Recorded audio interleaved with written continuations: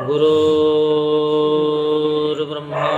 गुरुर्विष्णु गुरुर्देवो महेश्वरः गुरुर्साक्षात् परब्रह्म तस्मै श्री गुरुवे नमः। ओम गजाननं भूतगणाधिसेवितं कपितजम्बुफलचारुभक्षणं उमासुतं शोकविनाशकारिकं नमामि विघ्नेश्वरपादपङ्कजं।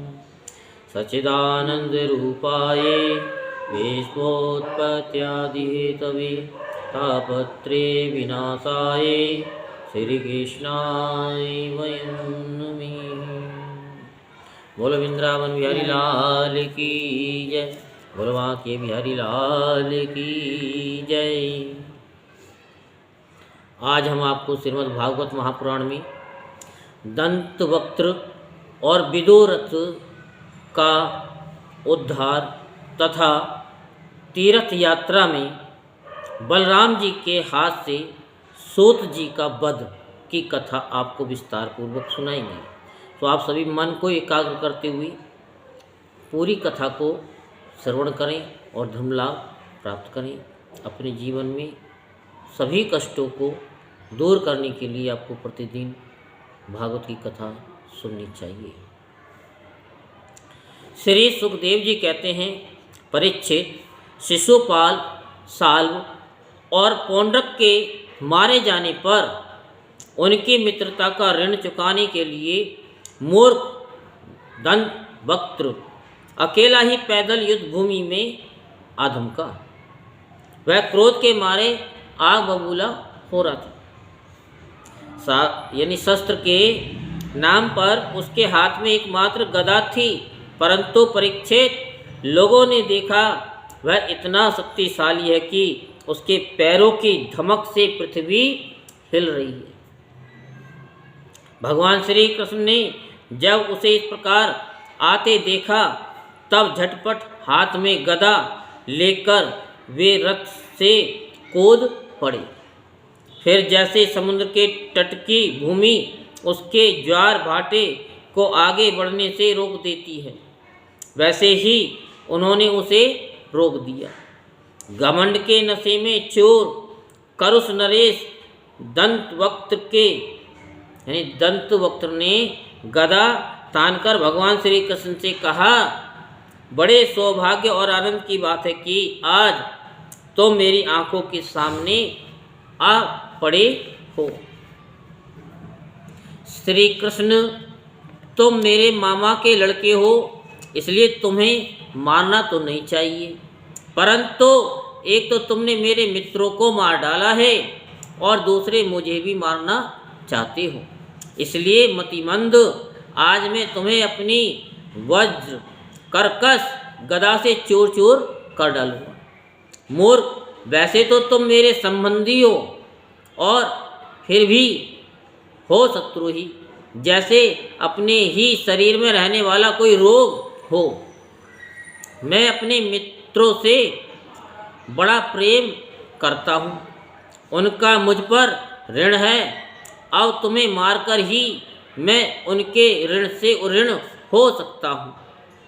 जैसे महावत अंकुश से हाथी को घायल करता है, वैसे ही दंतवक्त्र ने अपनी कड़वी बातों से श्री कृष्ण को चोट पहुँचाने की चेष्टा की और फिर वह उनके सिर पर बड़े वेग से गदा मारकर सिंह के समान गरज उठा। रणभूमि में गदा की चोट खाकर भी भगवान श्री कृष्ण टस से मस न हुए। उन्होंने अपनी बहुत सी बड़ी कौमुद की गदा संभालकर उनसे दंतवक्त्र के वक्ष स्थल पर प्रहार किया। गदा की चोट से दंतवक्त्र का अकेला यानी जो कलेजा था वो फट गया। वह मुंह से खून उगलने लगा, उसके बाल बिखर गए, भुजाएं और पैर फैल गए। निदान निष्प्राण होकर वे धरती पर गिर पड़ा। परीक्षित, जैसा कि शिशुपाल की मृत्यु के समय हुआ था, सब प्राणियों के सामने ही दंत वक्त के मृत शरीर से एक अत्यंत सूक्ष्म ज्योति निकली और वह बड़ी विचित्र रीति से भगवान श्री कृष्ण में समा गई। दंत वक्त के भाई का नाम था विदुरथ। वह अपने भाई की मृत्यु से अत्यंत शोकाकुल हो गया। अब वह क्रोध के मारे लंबी लंबी सांस लेता हुआ हाथ से ढाल तलवार लेकर भगवान श्री कृष्ण को मार डालने की इच्छा से आया। राजेंद्र जब भगवान श्री कृष्ण ने देखा कि अब वह प्रहार करना ही चाहता है, तब उन्होंने अपने छुरे के समान तीखी धार वाले चक्र से किरीट और कुंडल के साथ उसका सिर धड़ से अलग कर दिया। इस प्रकार भगवान श्री कृष्ण ने साल्व, उसके विमान शोभ, दंत वक्त्र और विदुरथ को जिन्हें मारना दूसरों के लिए अशक्य था, मारकर द्वारकापुरी में प्रवेश किया। उस समय देवता और मनुष्य उनकी स्तुति कर रहे थे। बड़े बड़े ऋषि मुनि, सिद्ध, गंधर्व, विद्याधर और वासुकी आदि महानाग, अप्सराएं, पितृ, यक्ष, किन्नर तथा चारण उनके ऊपर पुष्पों की वर्षा करते हुए उनके विजय के गीत गा रहे थे। भगवान के प्रवेश के अवसर पर पूरी खूब सजा दी गई और बड़े बड़े वृष्णिवंशी यादव वीर उनके पीछे पीछे चल रहे थे। योगेश्वर एवं जगदीश्वर भगवान श्री कृष्ण इसी प्रकार अनेकों खेल खेलते रहते। जो पशु के समान अविवेकी हैं, वे उन्हें कभी हारते भी देखते हैं, परंतु वास्तव में तो वे सदा सर्वदा विजयी रहते हैं। एक बार बलराम जी ने सुना कि दुर्योधन आदि कौरव पांडवों के साथ युद्ध करने की तैयारी कर रहे हैं। वे मदस्थ थे, उन्हें किसी का पक्ष लेकर लड़ना पसंद नहीं था, इसलिए वे तीर्थों में स्नान करने के बहाने द्वारका से चले गए। वहाँ से चलकर उन्होंने प्रभास क्षेत्र में स्नान किया और तर्पण तथा ब्राह्मण भोजन के द्वारा देवता, ऋषि, पितृ और मनुष्यों को तृप्त किया। इसके बाद वे कुछ ब्राह्मणों के साथ जिधर से सरस्वती नदी आ रही थी उधर ही चल पड़े। वे क्रमशः पृथुदक, बिंदुसर, त्रिकोप, सुदर्शन तीर्थ, विशाल तीर्थ, ब्रह्म तीर्थ, चक्र तीर्थ और पूर्ववाहिनी सरस्वती आदि तीर्थों में गए। परीक्षित तदंतर यमुना तट और गंगा तट के प्रधान प्रधान तीर्थों में होते हुए वे नैमिषारण्य क्षेत्र में गए। उन दिनों नैमिषारण्य क्षेत्र में बड़े बड़े सत्संग रूप महान सत्र कर रहे थे।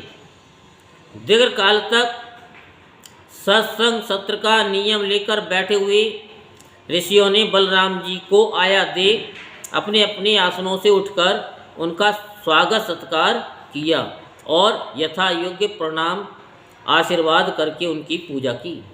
वे अपने साथियों के साथ आसन ग्रहण करके बैठ गए और उनकी अर्चा पूजा हो चुकी। तब उन्होंने देखा कि भगवान व्यास के शिष्य रोमहर्षण व्यास गद्दी पर बैठे हुए हैं। बलराम जी ने देखा कि रोमहर्षण जी सूत जाति में उत्पन्न होने पर भी उन श्रेष्ठ ब्राह्मणों से ऊंचे आसन पर बैठे हुए हैं और उनके आने पर न तो उठकर स्वागत करते हैं और न हाथ जोड़ करके प्रणाम ही। इस पर बलराम जी को क्रोध आ गया। वे कहने लगे कि ये रोमहर्षण प्रतिलोम जाति का होने पर भी इन श्रेष्ठ ब्राह्मणों से तथा धर्म के रक्षक हम लोगों से ऊपर बैठा हुआ है, इसलिए ये दुर्बुद्धि मृत्यु दंड का पात्र है। भगवान व्यासदेव का शिष्य होकर इसने इतिहास, पुराण, धर्मशास्त्र आदि बहुत से शास्त्रों का अध्ययन भी किया है, परंतु अभी इसका अपने मन पर संयम नहीं है। ये विनयी नहीं है, वो दंड है। इस अजितात्मा ने झूठ मूठ अपने को बहुत बड़ा पंडित मान रखा है। जैसे नट की सारी चेष्टाएं अभिनय पात्र होती है, वैसे ही इनका सारा अध्ययन स्वांग के लिए है। उससे न इसका लाभ है और न किसी दूसरे का। जो लोग धर्म का चिन्ह धारण करते हैं परंतु धर्म का पालन नहीं करते, वे अधिक पापी हैं और मेरे लिए वध करने के योग्य हैं इस जगत में। इसलिए मैंने अवतार धारण किया है। भगवान बलराम यद्यपि तीर्थ यात्रा के कारण दुष्टों के वध से भी अलग हो गए थे, फिर भी इतना कहकर उन्होंने अपने हाथ में स्थित कुश की नोक से उन पर प्रहार कर दिया और वे तुरंत मर गए। होनहार ऐसी थी, सोजी के मरते ही सब ऋषि मुनि हाय हाय करने लगे। सबके चित्त खिन्न हो गए। उन्होंने देवादिदेव भगवान बलराम जी से कहा, प्रभु आपने ये बहुत बड़ा अधर्म किया है। यदुवंश शिरोमणि सूत जी को हम लोगों ने ही ब्राह्मणोचित आसन पर बैठाया था और जब तक हमारा ये सत्र समाप्त न हो तब तक के लिए उन्हें शारीरिक कष्ट से रहित आयु भी दे दी थी। आपने अनजान में ये ऐसा काम कर दिया है जो ब्रह्म हत्या के समान है। हम लोग ये मानते हैं कि आप योगेश्वर हैं। वेद भी आप पर शासन नहीं कर सकता, फिर भी आपसे ये प्रार्थना है कि आपका अवतार लोगों को पवित्र करने के लिए हुआ है। यदि आप किसी की प्रेरणा के बिना स्वयं अपनी इच्छा से ही इस ब्रह्महत्या का प्रायश्चित कर लेंगे तो इससे लोगों को बहुत शिक्षा मिलेगी। भगवान बलराम ने कहा कि मैं लोगों को शिक्षा देने के लिए, लोगों पर अनुग्रह करने के लिए इस ब्रह्महत्या का प्रायश्चित अवश्य करूंगा। अतः इसके लिए प्रथम श्रेणी का जो प्रायश्चित हो आप लोग उसी का विधान कीजिए। आप लोग इस सूत को लंबी आयु, बल, इंद्रिय शक्ति आदि जो कुछ भी देना चाहते हो मुझे बतला दीजिए। मैं अपने योग बल से सब कुछ संपन्न किए देता हूँ। ऋषियों ने कहा, बलराम जी आप ऐसा कोई उपाय कीजिए जिससे आपका शस्त्र पराक्रम और इनकी मृत्यु भी व्यर्थ न हो और हम लोगों ने इन्हें जो वरदान दिया था वह भी सत्य हो जाए। तो भगवान बलराम जी ने कहा, ऋषियों वेदों का ऐसा कहना है कि आत्मा ही पुत्र के रूप में उत्पन्न होता है, इसलिए रोमहर्षण के स्थान पर उनका पुत्र आप लोगों को पुराणों की कथा सुनाएगा। उसे मैं अपनी शक्ति से दीर्घ आयु, इंद्रिय शक्ति और बल दिए देता हूँ। ऋषियों इसके अतिरिक्त आप लोग जो कुछ भी चाहते हो मुझसे कहिए, मैं आप लोगों की इच्छा पूर्ण करूँगा।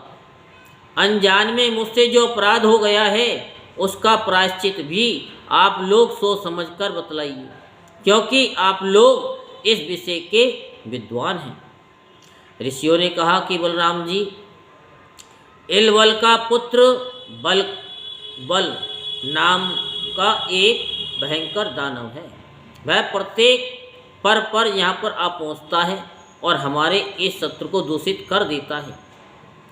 यदुनंदन तुम यहाँ आकर पीप, खून, विष्ठा, मूत्र, श्राव और मांस की वर्षा करने लगता है। आप उस पापी को मार डालिए। हम लोगों की ये बहुत बड़ी सेवा होगी। इसके बाद आप एकाग्रचित्त से तीर्थों में स्नान करते हुए 12 महीनों तक भारतवर्ष की परिक्रमा करते हुए विचरण कीजिए। इससे आपकी शुद्धि हो जाएगी। इससे आगे की कथा हम कल आपको सुनाएंगे, इसलिए चैनल को सब्सक्राइब करके रखें। राधे राधे तो बोलना ही पड़ेगा। जय जय श्री राधेश्याम, जय जय श्री राधेश्याम, जय जय श्री राधे।